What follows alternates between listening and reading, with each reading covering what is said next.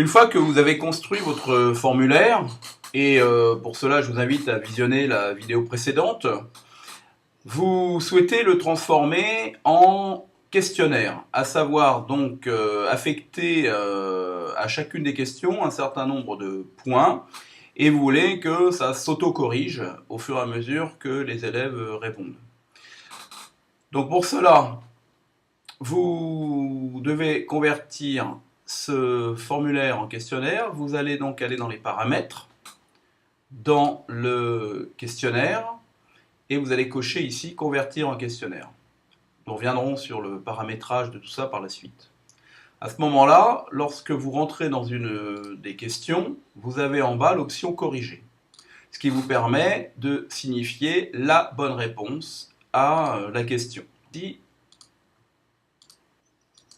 Et enfin, la dernière question, je la mets sur un point. Voilà, je me retrouve sur un total de 6 points. Alors, une fois que tout ça est terminé, nous allons aller dans les paramètres. Alors, il est important en général de cocher et collecter les adresses email, de manière à ce que vous sachiez vraiment qui fait quoi, de limiter aux utilisateurs de l'ENT, et je vous invite aussi à cocher limiter à une réponse, ce qui ne permettra pas aux élèves de recommencer leur questionnaire une deuxième fois.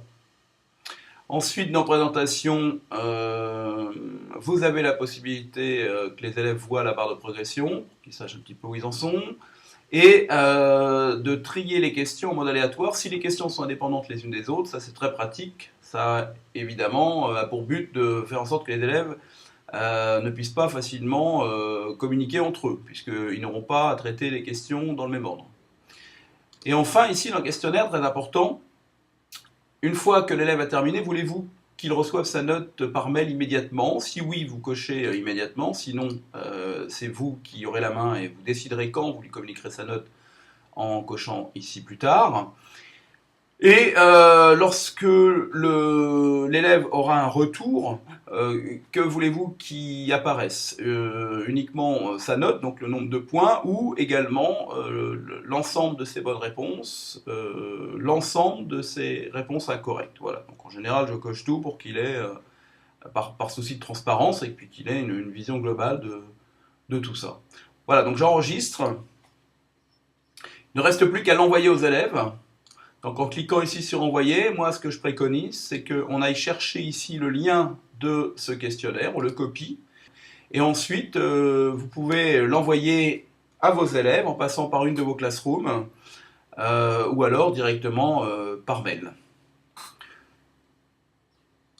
Alors, pour vous donner un exemple de ce que cela peut donner une fois que les élèves ont terminé leur questionnaire, et bien ici, vous voyez, j'ai 30 élèves qui l'ont fait.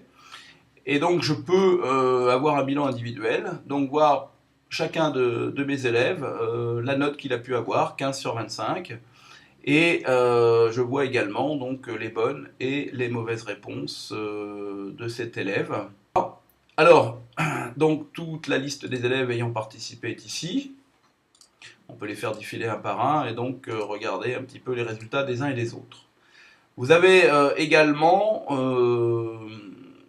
la possibilité de générer ici un fichier Google Sheets sous forme donc, de tableur, où vous avez ici vos élèves et leurs résultats récapitulés dans un tableur.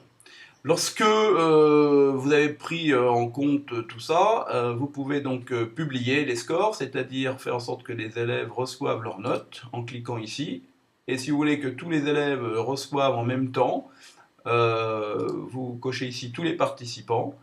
Vous avez également la possibilité ici de mettre un message, c'est facultatif si vous voulez faire un compte-rendu de ce travail.